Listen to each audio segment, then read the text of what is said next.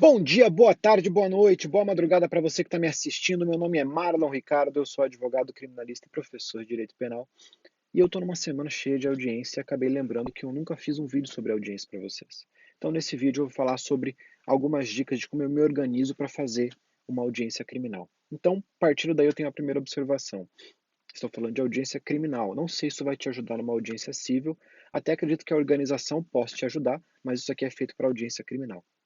Segunda observação, vou falar das audiências criminais de instrução e julgamento e de processos um pouco mais simples, aqueles processos que são baseados e formados com base na oitiva de depoimentos de testemunhas. Então, não vale para outros processos mais complexos. Se você quiser que eu faça um vídeo falando sobre a organização para se fazer uma audiência de instrução de processos mais complexos, como aqueles grandes processos de tráfico, que envolvam colaboração premiada ou que envolvam muita interceptação telefônica, por exemplo, deixe aqui nos comentários o seu pedido, curte esse vídeo, compartilhe e se inscreve no canal que você vai ficar sabendo assim que esse vídeo for postado. Então, como que eu me organizo para fazer uma audiência criminal de instrução nesses processos que são baseados basicamente em oitiva de testemunhas? O Ministério Público, apesar de ter um papel principal no processo penal, no inquérito policial ele tem um papel secundário. Então, quem preside a maioria dos inquéritos, a maioria das investigações, os inquéritos são sempre o delegado, é a autoridade policial, é o delegado. Então, quem investiga normalmente é o delegado relata aquilo, faz um relatório, junta tudo no inquérito, vai para o Ministério Público pega daquilo ali ele extrai a acusação, e normalmente a acusação sempre vai ser baseada naqueles elementos que existem no inquérito, sem pouca produção de prova externa no processo. Para isso que serve o inquérito. Então, as testemunhas que o Ministério Público coloca no seu rol da denúncia, normalmente são as testemunhas que estão no inquérito, na maioria dos casos.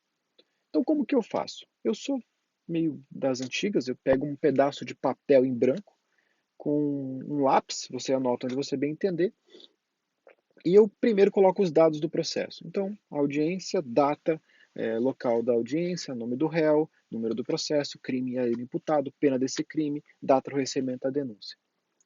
Depois disso, eu vou colocar um pequeno resumo do que está sendo imputado a ele. Então, pegar no dia tal, datas, principalmente, horário de crime, roupa que estava usando, coisas do tipo, tudo de acordo com o que está na denúncia apenas.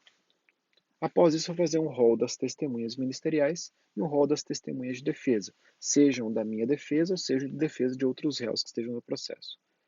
Próximo passo, eu vou verificar onde estão os depoimentos daquelas testemunhas ministeriais. Então, vou pegar no fim, depois do nome dela, eu vou colocar folha 50, folha 60, folha 1000 e alguma coisa, que é o local onde, no inquérito lá e dentro do processo dessa vez, já com uma nova numeração, está aquelas folhas. Porque na denúncia, normalmente vai ter uma numeração de folhas, mas essa numeração se refere a quando o Ministério Público pegou aquilo, com base no inquérito. Quando vai para o processo, a numeração altera. Então, eu vou lá e reolho todas aquelas numerações.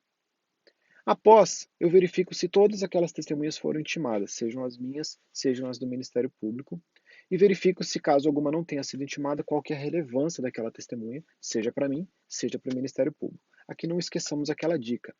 Quando você vai fazer sua resposta à acusação, olhe se não tem nenhuma testemunha do Ministério Público que possa ser útil para você também de alguma forma, e se tiver, você coloca no seu rol também, porque assim você impede o Ministério Público de desistir daquela testemunha. Então eu vou olhar as testemunhas que ali estão, fazer um apanhado geral, verificar as intimações, até porque eu preciso saber, ter uma noção de na audiência quem vai ser ouvido. Se por acaso tiver alguma que não tenha sido intimada, porque o endereço não foi encontrado, se o Ministério Público já se manifestou, normalmente essa audiência proativa dessa testemunha vai ser remarcada. Mas a gente tem que preparar o resumo que eu falarei a seguir para todas, porque vai que essa pessoa, essa menina, esse homem, ele chegue lá sem intimação, né? É possível. O próximo passo, vou pegar uma outra folha e vou colocar o nome da testemunha. Novamente eu vou colocar a folha, que está o seu depoimento, e vou fazer um pequeno resuminho daquele depoimento dela. Claro que um resumo baseado no que me interessa. Então, por exemplo, num homicídio, se aquela testemunha é uma testemunha ocular ou não, se não é ocular, da onde que ela tirou, com quem que ela falou, se ela é ocular, qual a roupa que ela estava usando, o réu estava usando, qual a arma, como que ela descreveu os fatos, a data, o horário. Se for um furto, por exemplo, se ela viu, se ela não viu, como que aconteceu os fatos, data, horário. Data e horário são sempre muito importantes. Fazendo esse pequeno resuminho, eu vou para a próxima testemunha. Assim eu faço com todas elas. Por que que se faz isso? Porque ela vai chegar lá e, em tese, ela vai confirmar aquilo que ela disse em delegacia. Mas às vezes nós pegamos promotores um pouco mais novos e eles não se tocam desse detalhe. Então, a testemunha, às vezes, ela vai e se confunde em relação a alguma coisa que ela disse na delegacia. E se você tem um pequeno resumo daquilo que ela disse, você pode confrontá-la de imediato.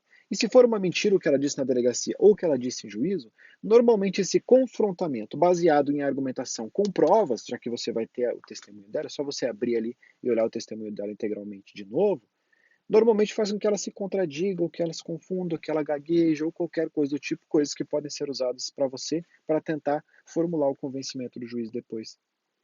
Então você tem que ter base para você poder construir no momento da argumentação testemunhal. Então, não adianta você querer chegar lá e, com base no que ela falar, você querer elaborar suas perguntas. Você já tem que estar com as suas perguntas com base no depoimento da delegacia. Porque é o que vai acontecer a princípio é que ela vai chegar lá e vai repetir. Se ela chegar lá e não repetir, aí você não tem escolha. Mas ela normalmente ela vai seguir uma linha de acordo com o depoimento da delegacia. E com esse depoimento você vai ter uma boa de uma noção. Então já coloque as perguntas que você pretende fazer às testemunhas com base no que ela falou na delegacia.